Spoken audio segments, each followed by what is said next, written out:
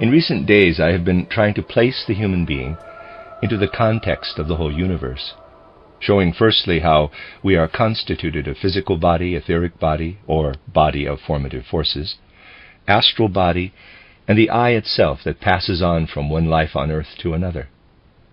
But then also how these members or aspects of our being, each in their own way, are connected with the universe. Thus the human physical body is connected with everything in the world that is physical, sensory, and earthly in nature. This human physical body belongs to the physical sense world. When, on the other hand, we inquire into the etheric body or body of formative forces, we have to be aware that it actually belongs to a quite different world, to the one that is itself etheric, and which I described to you as a world that we must feel approaching us out of the far breadths of the cosmos, as opposed to earth forces that spread outward in all directions from the earth, forces of the physical world within which we live. We must picture the etheric world issuing from the whole compass of the cosmos and approaching us and the physical forces from an opposite direction. This means that the human being's etheric body is subject to quite different laws from those of the physical body. Then again, when we inquire into the human being's astral body, we find it to be connected with worlds that we do not encounter at all in the cosmos, encompassed within the physical or etheric realms in which we live between birth and death. We find instead that we belong in our astral body to a world that we enter between death and a new birth. And with the I, capital, itself, finally, we belong to a world that passes like a flowing current through worlds which, like our world, for instance, are, in turn, threefold. Our world is threefold: physical, etheric, astral.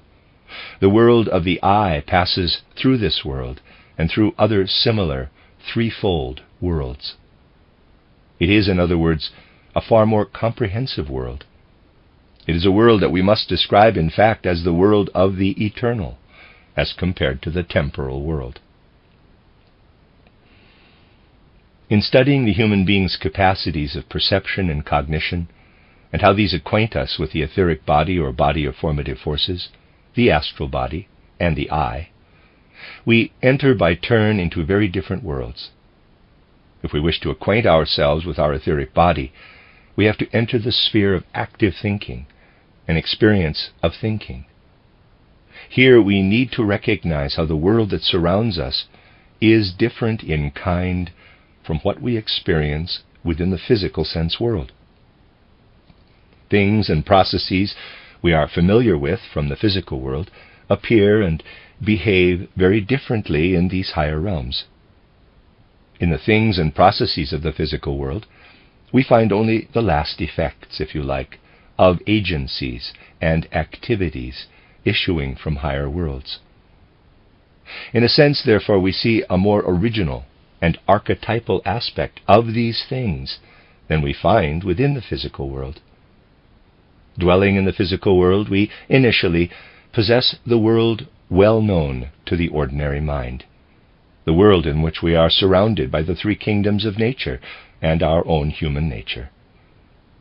But when we raise ourselves to the powers of perception, which I have called imaginative perception in my books, that reveal to us our own etheric body or body of formative forces, then we enter the etheric world.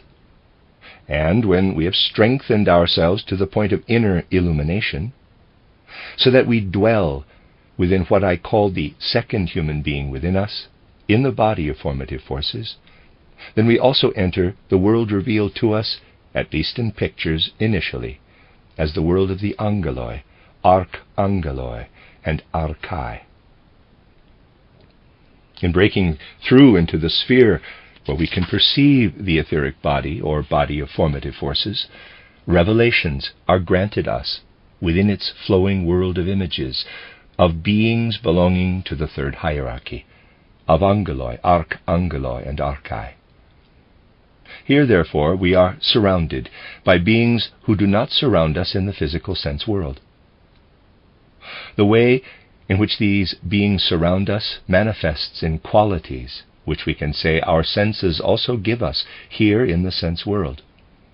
But here in the sense world, colors, for instance, are qualities that adhere to the surfaces of things, or appear in a purely physical configuration, such as the rainbow. Tones, too, appear to us here in their connection with things of the physical sense world. Heat and cold, likewise, issue from sources of a physical sensory nature.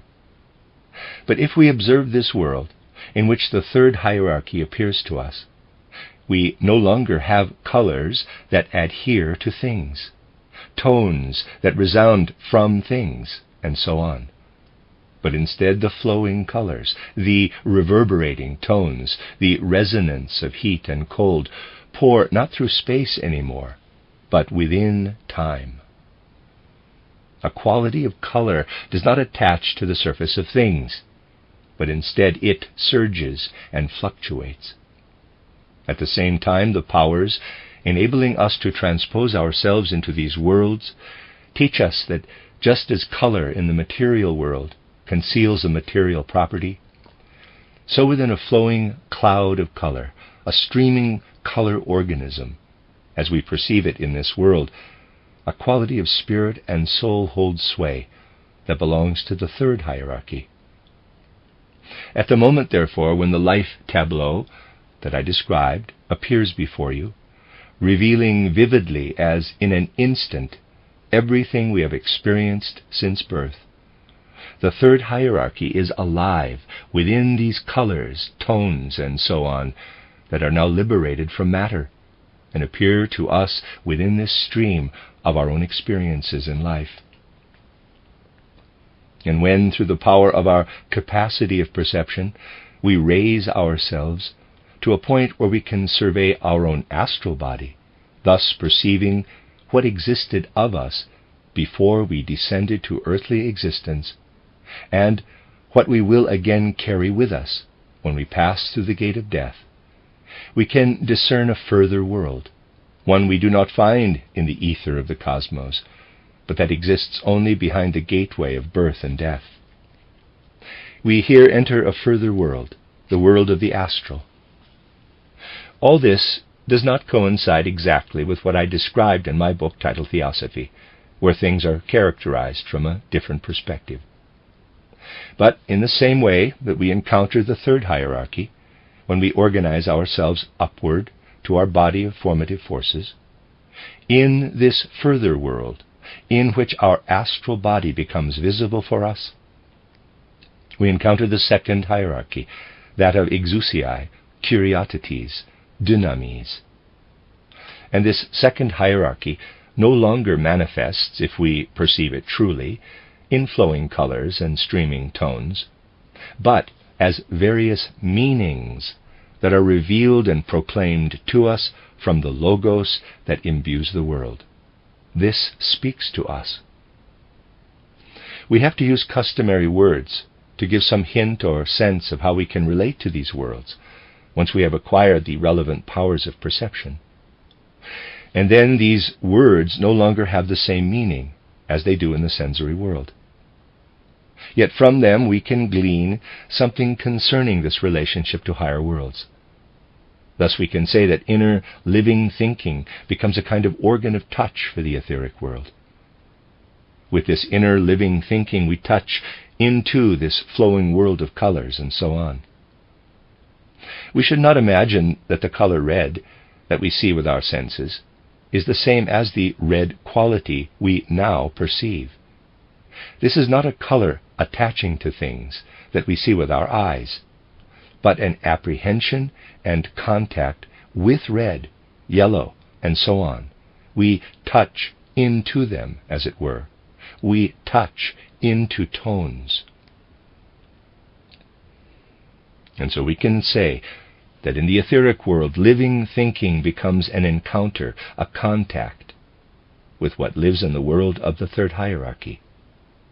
If we then enter the world to which, in a sense, our own astral body belongs, we can no longer say that we merely touch it or touch into it. We must regard this world as the manifestation of the beings of the second hierarchy. We must see each particular expression of it as a part and aspect of the cosmic logos. Through the deep silence we engender in ourselves, the speech of spirit beings emerges. Thus, after touch, contact at the first level, comes speech, communication. And when, in the way I suggested yesterday, we wrestle our way through to an experience of the I capital that passes from one life to the next, and in the intervening periods passes through those other modes of life between death and rebirth, then we enter a world that is the world of spirit itself, the higher world of spirit. In this world we gain a very particular relationship to our true I. The I, or ego, we experience here, within earth existence, between birth and death, is, after all, bound up with our physical corporeality. It is perceptible for us as long as we experience ourselves within physical corporeality, and we are, in a certain fashion, compelled to become selfless when we rise into the ether world and the astral world. Here we have at most only something like a memory of this earthly ego. But we then find the true I as it passes from one life on earth to the next, as I said. We discern this true I initially as a being quite separate from us. We say to ourselves, "Here I stand in this earthly life between birth and death, and look back through the portion of etheric world that appears to me, back to my earthly birth." But then my gaze looks still further back into worlds, far regions that really only have temporal existence, and where, to speak of space, would actually make no sense. I gain a broad vision of the world, with all it contains, as it surrounds us between death and a new birth. As I gaze through the ether, through the world of the third hierarchy, as I gaze through the astral realm, in which I lived between death and my latest birth, as in a supersensible world of the revelation of the Logos, a world revealing itself through a cosmic speech. As I gaze through all this, I ultimately look upon a being far distant from me, upon the content of my previous life on earth. Initially, this appears to me thus. I stand here in earthly life, with my present ghost-like I, and then I look far back through all I just described to the content of my previous life on earth. But at the same time I see how the I, winding itself free, has passed through the worlds through which I have been gazing, reaching my present earthly life. To begin with, I do really see my true I as a distant foreign being, and I recognize myself again in this being that is, as it were, an alien one to me. In this sentence, every word should really be taken with great intensity, for each word in it is of quite special importance. It is part and parcel of the whole experience that we wrestle our way forward from perception of our own I as something initially alien to us, to the point of recognizing that what first appeared foreign to us is what we ourselves actually are. It appears to you as if another being altogether lived in the distant past, but you are this being yourself. And then we become aware how this self has streamed in from a previous life on earth into this present life, and in this present earthly life is in some respects covered over and concealed. It would only emerge and appear if all that occurs between falling asleep and waking up again were to unfold before the human soul. Within it there weaves and lives on what has streamed from our former earthly life through the astral and etheric world until it reaches us. You see, a world of earthly contradictions and heavenly concordances lie in this labor of recognition. Earthly contradictions of a kind that mean that everything we initially possess here, in daily life on earth, cannot basically come near our own true I. Within this earthly I live, really, only the first rudiments of love. But the fact that this power of love shines into earthly life lends life a shimmer and brilliance. But this love must be intensified and enhanced. This love must be enhanced so that we become able to perceive the etheric world and the astral world, and so that we can overcome what lives in us as our ego, as egoism, as the opposite of love. And in life, as the opposite of love makes it possible for us to experience ourselves as our own ego within earthly life. Love must grow so strong that we learn to overlook this earthly ego, to forget it, no longer to gaze upon it with such regard. Love means merging our own being in the other. This must happen so strongly that we no longer esteem our own ego, our own I, as it lives in our earthly body. Then we encounter the contradictory truth that it is precisely through selflessness, through the highest capacity of love, that we reach our own true I, which then shines toward us from the far distances of past eras. We have to lose our earthly ego to gain perception of our true I. And if we cannot develop this devotional surrender, we cannot approach our true I. You can see it like this. The true I does not wish to be sought. Its appearance and emergence will not be dictated. It hides itself when it is sought, for it will only be found in love. And love is the devotion of our own being to another being. This is why the true I must be found, as if it were a being who is other, who is not us. And the moment we gain perception, vision of our own true I, at the same time we apprehend what henceforth lives in a further world, in the actual world of spirit. We encounter the beings of the first hierarchy, seraphim, cherubim, thrones. And just as we there rediscover our I, of which we possess only a reflection here in earthly life, so we discover the true spirit form of the whole world, of our earthly surroundings. We must also lose the earthly world to gain this perception, to find at one and the same time the original world it derives from, together with our true I. And so we can say that what reveals itself in the spirit world is rediscovery, touch, speech, rediscovery and recognition, but of something we previously knew only as a reflection, an image.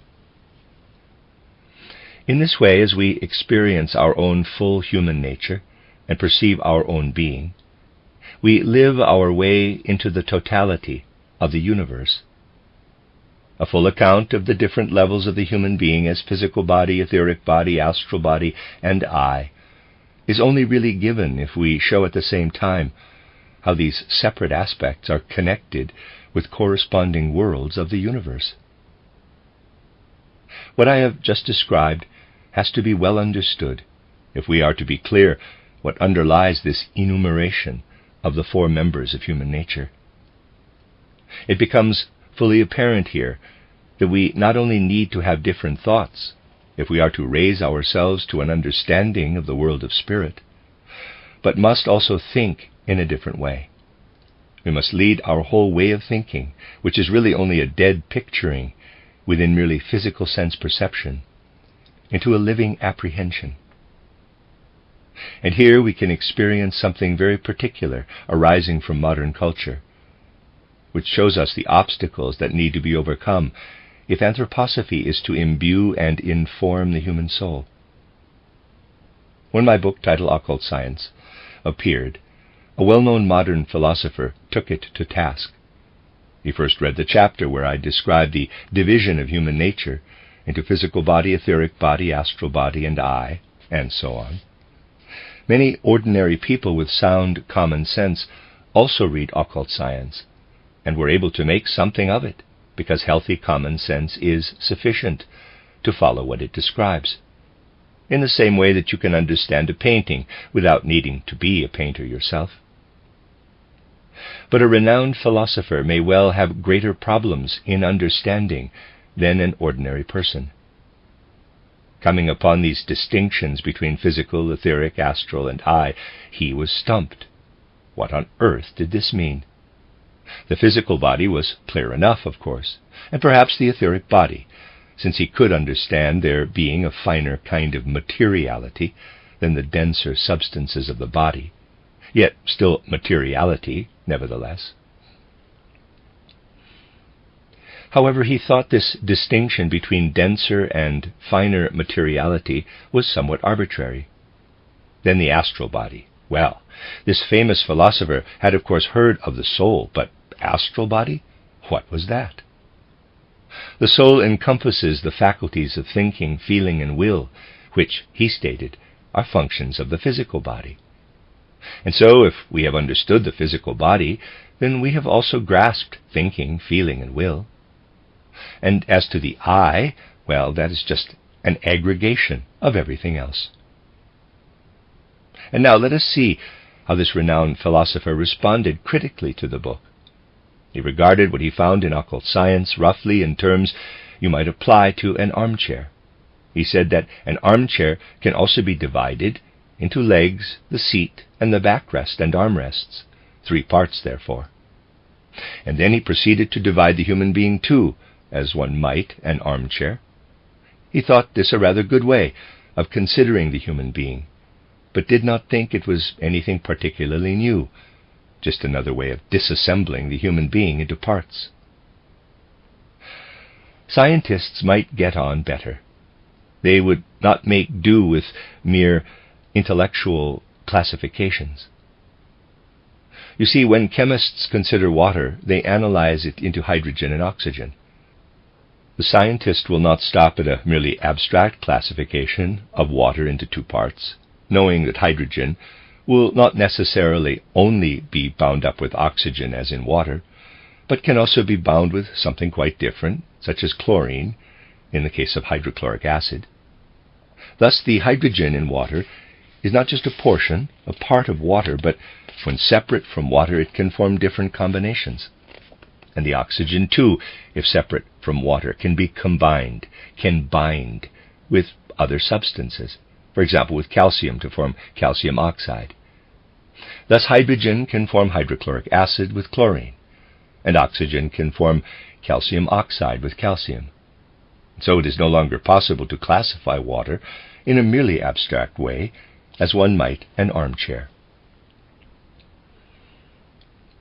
With the human being we stand at a still higher level. A mere classification into physical body, etheric body, astral body, and I is not adequate here. But we have to recognize that the physical body belongs to the earth. And when a person passes through the gate of death and leaves his physical corpse behind, this passes back to the earth, while the etheric body rises into the ether. But the astral body separates from both and enters worlds where the second hierarchy dwells. And the I, in turn, also belongs to a different world where the first hierarchy dwells. These 4 levels or aspects are not mere classifications, but each of them belongs to quite distinct and different spheres of the cosmos. Thus the classification into 4 parts points to the complex nature of the human being, and stands at a much higher level than is required for analysis of an armchair, or then also water. This points us to a significant obstacle in modern academic discourse. If he had turned to chemistry, the renowned philosopher could have discovered that while abstract classifications may work for an armchair, they don't apply to water any longer. But the philosophy of this supposed philosopher could not extend beyond the armchair, even as far as water. It could not carry him from a grasp of mundanities, which can be conceived in abstract ideas, to science, and science in turn cannot extend itself into philosophy. Thus chemists today do not include philosophical considerations of any kind in their inquiries. And so, philosophy, which, from this perspective, we might call a doctrine of armchairs, as yet finds no place for scientific thinking. In chemistry, in science, in turn, there is no place for philosophy. And therefore in the academic world, especially the conditions that would allow people to penetrate to the deeper inner truth of the universe and its connection with the human being, simply do not exist. This man who offered a critique of my book first sent me his essay in manuscript form. But what was I to make of it? It is impossible to enter into any kind of debate with someone like this, for he lacks even the most rudimentary foundations for discussion. I let the essay lie, and later I discovered it again in published form, with all the errors and nonsense, really, that was contained in this armchair philosophy. These are the kinds of hindrances that anthroposophy encounters, and we have to acknowledge the chasm that lies here between anthroposophy and those who often present their critiques of it. To begin with, at least, there is not the slightest chance that we can meet with understanding from academic quarters. This well-known philosopher does admit certain things that are reminiscent of the customary ideas of modern culture. For instance, he acknowledges that there was once a place called Atlantis, a continent between Europe and America, where the ancient Atlanteans lived, precursors of humanity. In this essay he wrote, you can find the following question, though not expressed quite as I put it here. Today, when we do have proper fields of physiology and psychology, how does someone still manage to classify the human being in this way? Of course, anthroposophy does not classify the human being like an armchair, but this man thinks that we do. He is a conscientious philosopher in his own way, and he wonders, questions, how we can have arrived at such a classification. He regards it as very primitive compared with the glories of modern philosophy. Now, modern philosophers do not have much access to the truth, despite thinking that they do. 2 days ago I described to those who kindly attended my course for teachers how we can regard what is nowadays called psychoanalysis. I'll repeat here what I said about it. On the one hand, this psychoanalysis has emerged from an amateur understanding of physiology, which cannot get beyond the psyche and rise to the spirit, but instead remains below with the body. And on the other hand, it proceeds also from a half-baked grasp of psychology. These two elements cannot combine, and this means that people seek grotesque connections between the half-baked attempts in psychology and the half-baked attempts in physiology. This dilettantism is huge in both cases, equally so in both. Dilettantism in psychology plays as much part amongst psychiatrists as half-baked physiology. But if both are equally severe and combined together, this multiplies the problem and the ignorance. Then we get dilettantism squared. Thus, psychoanalysis as a discipline multiplies half-baked ideas in the other two fields. The renowned philosopher I've been speaking of was unable to understand how someone can be so primitive in outlook today as to divide the human being into 4 portions in the same way that you can identify 3 parts of an armchair. He seemed baffled by this. He therefore formed the hypothesis that I was a resurrected Atlantean. This is rather inventive of him, it seems to me, especially for an armchair philosopher. But all these things demonstrate that if we wish to truly cultivate anthroposophy, there are things we must resolve to overcome. One of these things, for instance, involves learning to discern soul and spirit directly, and then speaking of soul and spirit outside and beyond the physical. We should not speak of soul and spirit through any deductive process, but by virtue of observing their reality. There are people today who can no longer do other than allow the soul's existence as an inner need, and yet they say that we have to deduce the soul from its actions within the physical. As I said, these lectures will be to some degree a repetition of what well-versed anthroposophists have heard before. I'm repeating many things you already know. For instance, that there are today natural philosophers who cite this instance: the Venus flytrap has curiously shaped leaves and flowers. When an insect comes near to it, it opens. The Venus flytrap catches this insect and consumes it. And if we want to deduce soul from such outward behavior, we might say that this plant must have a soul. But in this case I can cite another example of something that must assuredly have a soul. There is a little instrument, man-made. You put a piece of bacon in it, and it has a trap that falls when a mouse comes near, attracted by the bacon. When the trap falls, this is just like the Venus flytrap. And so we might just as well assume the mousetrap has a soul too, in the same way that a certain natural philosopher ascribes soul to this plant. But deductions cannot be made from external characteristics or behavior in this way. We have to recognize that in this domain we encounter something that goes far beyond ideas of ordinary evidence or refutation. If from this truly spiritual perspective we acquaint ourselves with human nature, we learn what it is that comes to expression as physical characteristics in the human being. In earthly life, these are a full imprint or reflection of our spiritual being. In the same way that you find the imprint of a signet in sealing wax, so in the human physical body you find everywhere the imprint of the human being's soul spiritual nature. The nature of human soul and spirit can everywhere be demonstrated in the brain's convolutions.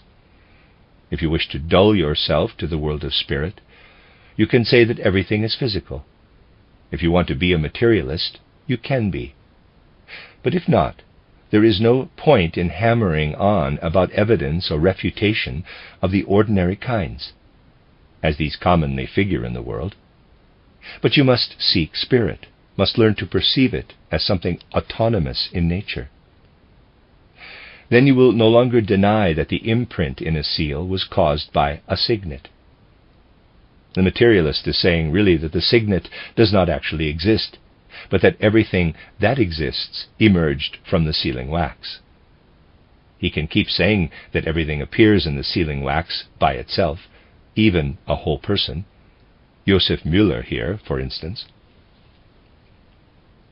One can be a materialist if one is unable to find in the powers of one's soul, in the self-apprehension of the soul and spirit, a point of departure for the path into spirit-soul, into the archetypal realm. Coarse proofs achieve nothing, for you can prove materialism to be true as long as your proofs are founded in the physical world only. By contrast, it is an inner human deed to find our way from the physical into the spiritual realm, rather than to seek abstract proofs. We only come to true anthroposophy through an inner human deed, which actively cultivates and furthers our perception. All disputation about proof is useless, for those who cite only evidence drawn from the physical sense world consider themselves fully justified, and it is impossible to refute the proofs of those who cannot find the beginning of the path into the world of spirit by the original power of their intrinsic humanity. We have to recognize this. We have to acknowledge that it is a matter of human freedom to raise ourselves from the physical into the spirit, that unfree proofs do not achieve this, but that only deeds of inner conscious human experience can raise us to worlds of spirit. If we truly feel this inwardly, only then do we possess what is necessary for understanding in the right way how anthroposophy relates to merely physical modes of perception. But this is essential in our era. We cannot demand of a philosophy whose analysis applies only to chairs that it truly comprehends matters worthy of our human dignity. Humanity today needs something that will lead human beings to the real nature of the human being, not merely to its imprint. This imprint presents to our eyes everything that is contained as archetype in a person's spirit being. But it does not give us an experience of this. We have to experience ourselves as beings of spirit soul, and then we will also find the world to be a being of soul and spirit. For this reason, every path of knowledge basically involves perceiving ourselves as an image of true human nature, of what is truly human. If we enhance our capacity of love to such a degree that our own I appears to us, to begin with, as something separate and foreign to us, which we only begin to recognize, and if we raise ourselves to recognize the earthly world in the surrounding cosmos, then we are no longer caught up in an abstract, but in a living process of perception and cognition. And in this living process of perception, the world reveals itself to us through our own being, and our own human being is revealed in our experience of the outer world. Then we truly become beings who rediscover themselves in the whole universe. For as we come to know ourselves, we come to know the world. And as we come to know the world, we come to know ourselves. In this interplay between world and human being is revealed what then connects us with the Divine Spirit, what inwardly warms us through and illumines us with the religious tenor of all true higher knowledge. If ultimately the serious endeavor of inquiry culminates in religious experience, then the luster of religion is lent to our knowledge, and the transparency of perception is raised to the realm where faith becomes knowledge through the power of inquiry. And then in our inquiring passage through the world, we find the world in the human being in the world. Here world and human being are united in an all-encompassing, cosmic, spiritual, and divine nature, in which we discover ourselves and the world, and only thereby ascend to our true and authentic human dignity, which can then pass over into our religious and moral ethos, rendering us full human beings. In the ether world, through living thinking, touch. In the astral world, through deep silence, speech. In the spirit world, recognition.